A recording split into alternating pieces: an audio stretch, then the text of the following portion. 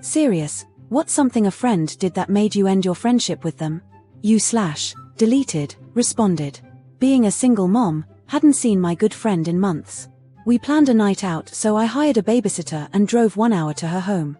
My friend was a half an hour late, and when she arrived, she was with her and married boyfriend, and she said she had to get something for him. She went in the bedroom with him and closed the door. I heard giggling and laughing. I left. Not like I was paying a babysitter so I could sit alone in her apartment while she has sex with a married guy. Deleted, responded. I was run over by a drunk driver years back. Died temporarily and had to be revived at the hospital. Both my brothers told my best friend of over 20 years what happened. Not once did he reach out to see how I was or ask if I was okay or wished me well. I was hurt by it, but tried to make some sort of sense of it, like maybe he just didn't know what to say, or he was shocked by the news, or he wanted to give me space to recover. Months later I'm home but still in crutches and can barely move without a great deal of pain. Reached out to my friend on the phone, talked a bit and asked if he felt like coming over to watch a movie, play some games and just hang out. I was lonely and missed him. He seemed enthused but asked if I could walk to his house in December on icy roads, barely able to hobble around on crutches, to hang out there instead. He lived 0.2 miles from me and couldn't drive or walk the roughly 5 minutes to my house. I stopped talking to him shortly after. Putin boomed me responded. I had one where the guy was a horrendous drunk.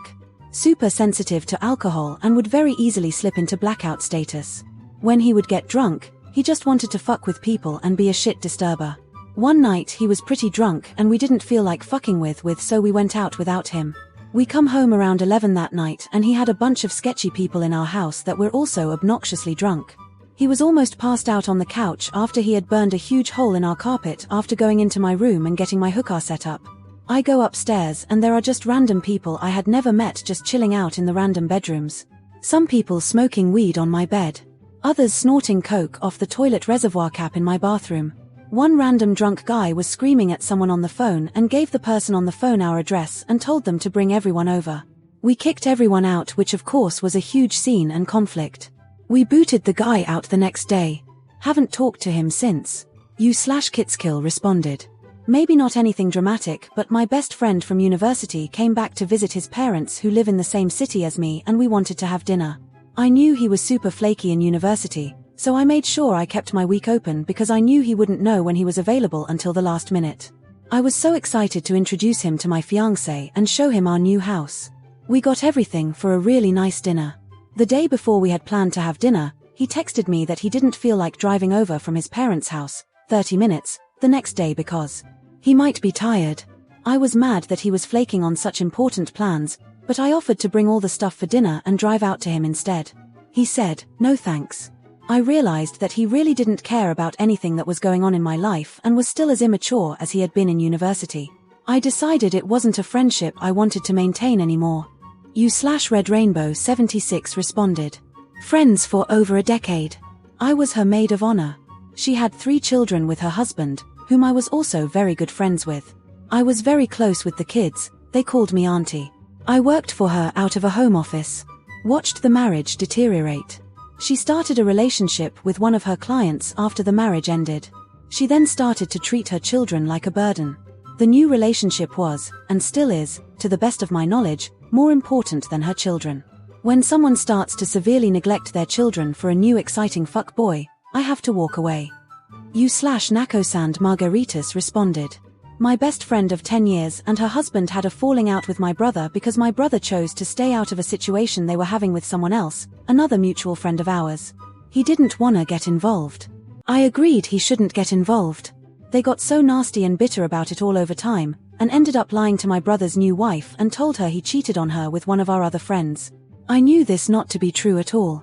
They continued to make up stories and lie to her about him, and it eventually destroyed their marriage because it created mistrust and conflict. His wife already had a lot of mental health struggles and it made it worse for her. They eventually divorced. I cut them out of my life. Since then, they have apologized and admitted to making up all the stories out of hurt and bitterness that my brother wouldn't take their side in the conflict they were having with someone else, but it is all just too late. My brother's marriage was destroyed and so was our friendship. No coming back from that. By the way, my brother didn't get involved because they were the ones in the wrong, and if he told them that, imagine how much worse their revenge would be. They're unhinged. And their own marriage has since fallen apart. Karma. You/no neighborhood 2600 responded. She's a hardcore alcoholic and pathological liar.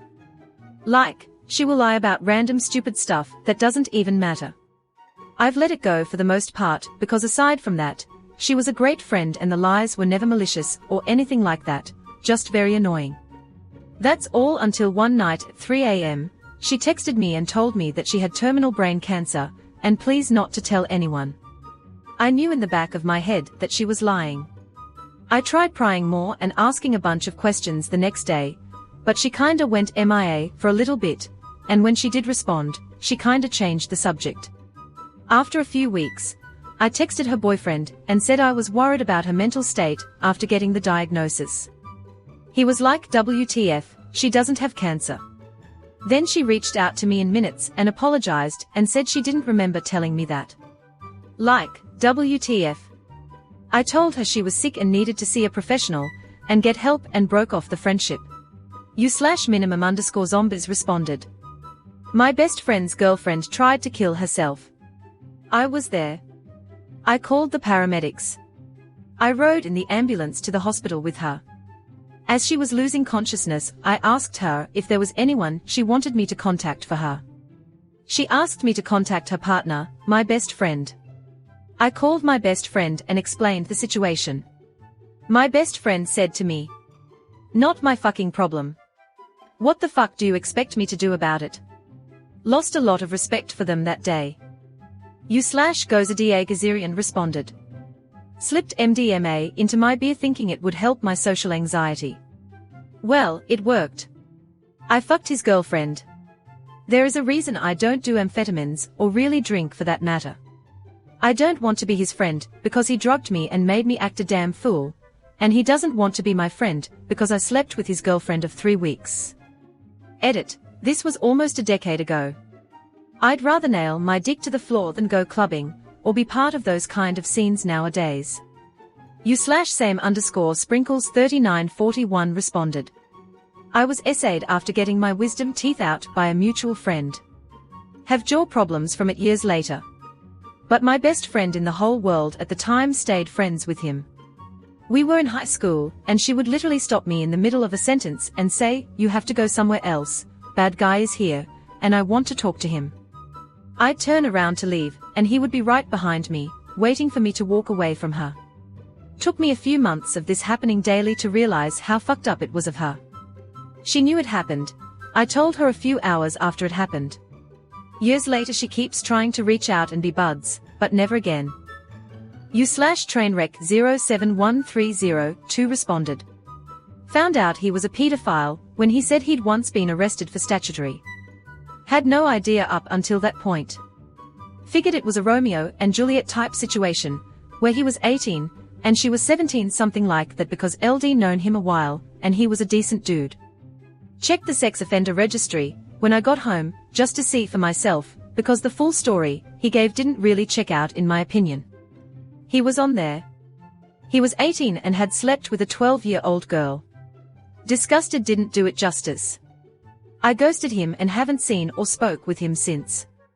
He was kind of a dumbass, but with what seemed like a good heart, and I generally believe in redemption for people, but the casualness with which he told me about it and the downplaying that made him seem like he was the victim of a vindictive father, I was at first willing to give him the benefit of the doubt, but now I see it as someone who truly didn't see how wrong he was, and that's incredibly fucked up. So yeah, fuck you Dan, you nasty ass creep. You/cat_prismatic responded. She decided she no longer wanted to take care of her cat of 5 years, and casually mentioned she was going to drop him off at the local animal shelter. When I told her it was a high-kill shelter, putting animals to sleep if they haven't been claimed or adopted within 3 days. She freaking shrugged her shoulders and went to get the cat carrier. The friendship was over then, but I convinced her to take him to a no-kill shelter, relies a lot on fostering, about 45 minutes away. Oh, but she wasn't feeling well enough to drive, could I? She'd totally pay for my gas, sure you will. But, why I know, I still cared about her cat, so we did that. There was an $8 surrender charge for people who were giving up their own pets, so that the shelter could get the cat's name and med history, etc. Without missing a beat, she said, "Oh, this is just a stray I found in our town, but since they have a high-kill shelter, I convinced my friend to come along to drop it off." The woman working there smiled, called her a kind soul, and gave her a sticker. She broke into a huge, winning smile and said, as if shyly, "Wow, thanks so much. You know, you're the fourth person to tell me that this week.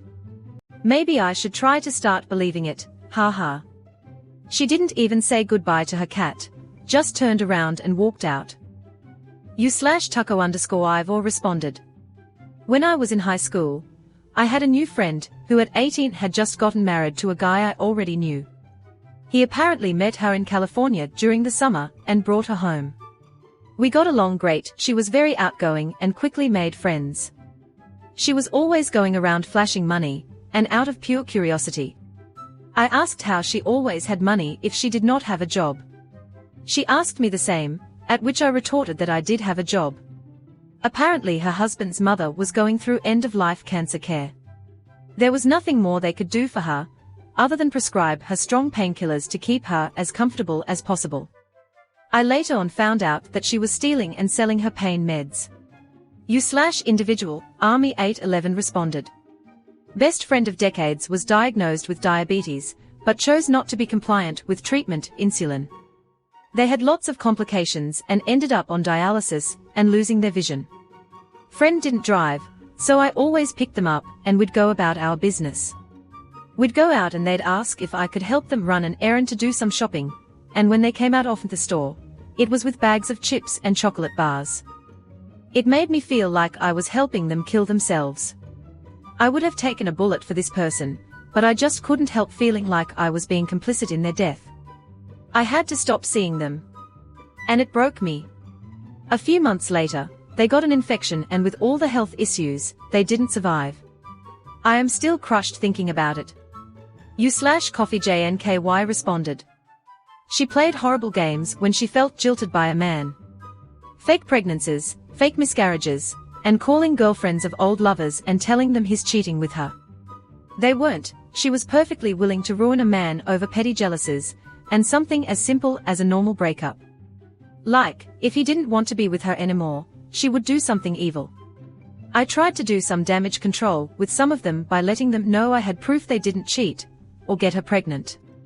She tried to scam one guy out of money every month, because when he moved away she got pregnant, and needed DR money, baby supplies, etc. God, she was awful.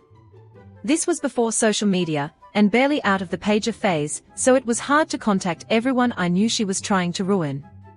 Every time she did something like that or talked about doing it, I felt sick, and I just eventually ghosted her after years of close friendship. We had already begun to argue because I refused to go along with her scams. I didn't know she could do things like that until the last year or so, and it shocked and sickened me. That was over 20 years ago, and I still sometimes wonder how many people she's ruined since I quit speaking to her. There's gotta be some. You/a little bitchakiki responded. I was going through therapy for PTSD, and was right in the thick of it. Everything was really raw, and I was very fragile. Part of my therapy was writing out everything that happened on a piece of paper. It was a few years ago, I don't fully remember the reasoning, but it was something to do with owning my own narrative, I think. I asked to go over my best friend's place to do it. We'd been best mates since we were 13, and I just needed someone I trusted in the next room in case it went south. I was 99% sure I would be okay, but just felt more comfortable with him there. I needed a friend, but tried to keep my request as minimal as possible. He then lied to me about going overseas for 2 months. When caught out in the lie, he blamed his mother. Then when I forgave him and suggested we do lunch, he stood me up and left me waiting for 2 hours in a car park, after I had just driven an hour to see him. Understandably, lost my shit. Told him exactly how shitty his behavior was and how hurt I was. That was 6 years ago. I don't anticipate I'll ever hear from him again. It's not about going through therapy alone, or having someone abandon me, it's the fact that he just couldn't be honest with me. A no would have been perfectly okay. You/any_basis 5019 responded. A lot of these sound extreme, so I'll give my relatively lukewarm reason. My then best friend couldn't stop finding things to criticize me about. Told me I tried too hard to sound cool by using slang words that no one uses, or got upset when I couldn't hang out because I was sick or busy studying. It just became too exhausting to be around them when they were monitoring my progress to becoming more decent in their definition, when really I think they just didn't think I was cool enough to hang out with. Realized I had to cut ties when I always felt uncomfortable and pressured to be someone else when I was around him. You/Horstoyuvresmagai responded. I called her out on her bullshit and that I will no longer tolerate it. Like a true narc, she doubled down, gave me a very, very short timeline to move out. I rented the basement of her grandmother's house. I started packing while the fight was actively happening, and she broke down sobbing repeatedly, saying she did not want to lose me, and she didn't mean it. I told her even if I end up houseless, I will be completely moved out by the end of the week, because I refused to be treated how she had for 6 years anymore. Luckily I was able to find a place immediately, and was completely out of that fever dream for good. Because I thrive in Fool's Hope land, I tried to reconnect a few months later. That decision is one of maybe 4 or 5 life regrets, and I have not spoken with the bitch since 2020. Good riddance to bad rubbish. You/Cersei's vengeance responded. It was cumulative. I realized one day into one of her 3-hour catch-up phone calls that she literally knew nothing about my life anymore because she'd never bothered to ask. Everything was always about her, every conversation revolved around her and her life. Even any successes I had went largely unacknowledged because the conversation always had to come back to her. I got a really good job at a major teaching hospital, and she started telling me that her job was more challenging and prestigious. I booked a nice holiday to Thailand, and she immediately started telling me about a backpacker who had been murdered there. Like, mate, can you just not be happy for me? My husband used to joke that if I'd been to Tenerife, she'd been to 11 Arrive. She never once asked me how I was, but I heard all about her marital and parenting strife, her job, her body image issues, etc., etc. It was exhausting. Long story short, I cut her out of my life and never looked back. You/Alnix responded. My best friend of 10 years had been hate stalking my now ex-boyfriend of 3 years, who I had lived with for 2. She was very insecure about her own relationship, and was trying to stir up issues in mine. When I eventually decided to end things with him for other reasons, she was very condescending to me. I was understandably going through a very difficult time, trying to figure out how to end things with the person I thought I was going to marry, and when I explained I needed space, she got extremely demanding about me not giving her enough attention. I went off on her, blocked her on everything, and haven't seen her since. We live in completely different parts of the country, and I ran into her at a hotel. Ironically, we saw each other, and I ran away, lol. You/Leonho responded. I was young and still in high school. My best friend from middle school, who went to different high school than I did, started getting into drugs, just weed as far as I knew, and partying. Once she left me at one of her friend's house that I did not know with a few other people for a couple hours during evening time. It was dark outside. I think she just went to go make out with some guy. I honestly have no idea what they went to do. It ended up being okay, but I was quite nervous and felt a bit abandoned. I was a lot more meek and straight-laced back then, never having a drink or drugs, and I didn't feel comfortable being associated with that kind of thing. I essentially told her, over text, yikes, we were living 2 different lives, we were growing apart, so it's best that we weren't friends anymore. She said fuck you, and we never spoke again. You/Pterodacty87 responded. Raped a girl.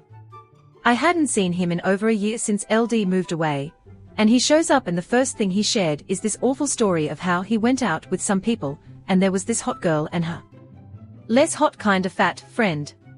He was really wanting to get with the hot girl, but she just wasn't going for it, so he ends up taking the friend back to the hotel because she was so drunk she could hardly walk. Then he tells me that basically out of spite that he could get with the other girl, he hooks up with the passing out drunk friend.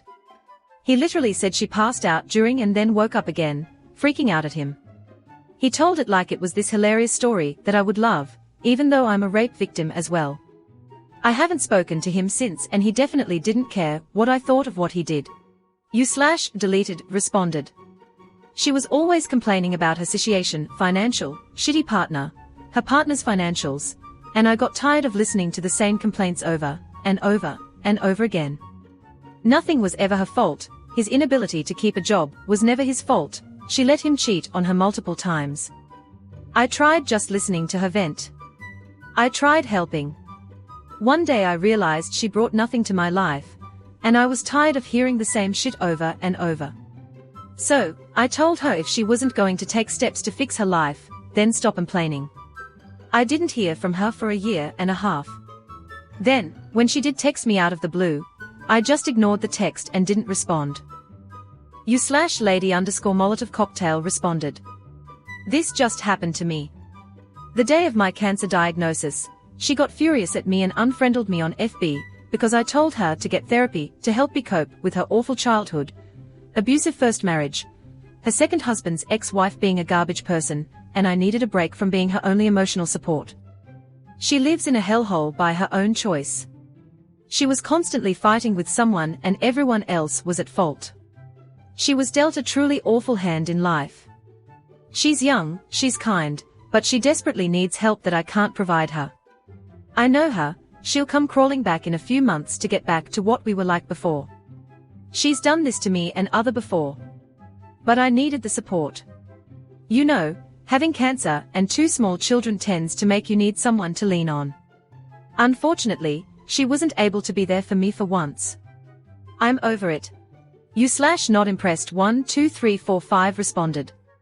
My friend Nathan never had any money, didn't work, and drank heavily. We played pool together and were partners. He always promised that he would pay his half for whatever tournament we entered. Some of them we had to travel out of town for.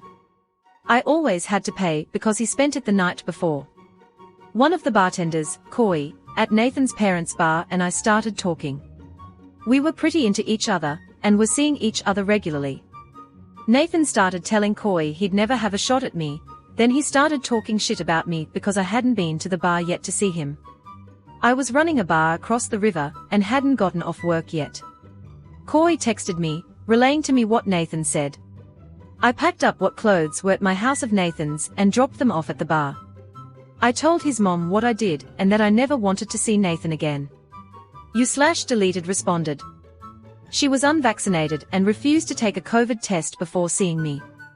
My mother was terminally ill and severely immunocompromised, so I was absolutely trying to minimize the risk of getting COVID so I could still see my mum. She refused to take a test, twice, despite kind and calm requests and explanations, on the basis that she didn't want to get a sinus infection. This was in the time of nasal swabs, not mouth swabs, for COVID tests. You know, those nasal swabs that are sterile and can't cause infection. I'm 100% sure that it wasn't about a sinus infection. It was about control. She had been annoyed because I hadn't validated her anti-vax stance in the past. Similarly, I know she wanted more validation for her religious views, which she'd acquired in her 30s and which I didn't share. I'd told her that I was happy her faith made her happy, but I think she wanted me to truly share her beliefs. I'd also said that her sister's bisexuality was fine with me, when she'd stated that a wedding of 2 women was not what God wants. I think all of those different views just threatened the way she saw the world, and how she saw herself. Her last texts thanked me for sharing my views re-COVID and its potential to kill my mum, then became pseudo-concerned when I didn't reply. I read the whole situation as, I want to say whatever I want to you, but I want to still feel like a nice person, so please reply and give me that validation. You/Hanadaka responded. Lao, it was a lot of things, but the straw that broke the camel's back. One of my friends fooled around with a friend of hers who had told her that he was in an open relationship. I told her to not touch that with a 10-foot pole until she confirms that with his fiancé, who was also her friend. But she didn't. He told her after that he wasn't sure of the terms of the openness of the relationship. I told her the right thing to do is to go to his fiancé, come clean, apologize and explain to her what happened because she deserved to know. She was like, nah. He said he'd talk to her. I lost all respect for her then. She of course did other things that made me uncomfortable also, but this incident specifically made me feel some type of way.